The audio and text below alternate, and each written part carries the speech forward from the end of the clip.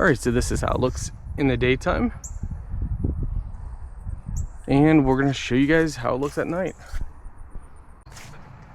So here's the little lantern. As you guys can see at nighttime.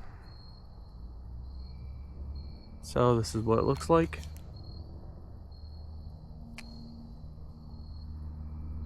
So it looks really nice.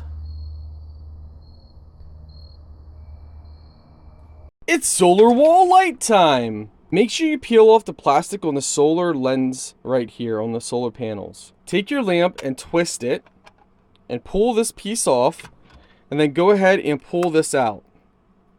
So you're going to want to pull that out.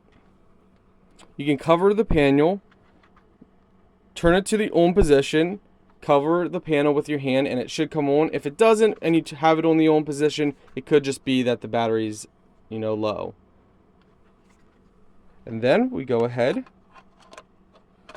place this back on, and twist. And we'll show you guys at nighttime. They make it super simple. Put this in place. Just like that.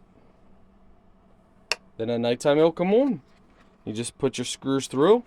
Now, of course, put your screws through before you put this piece on. Makes it easier.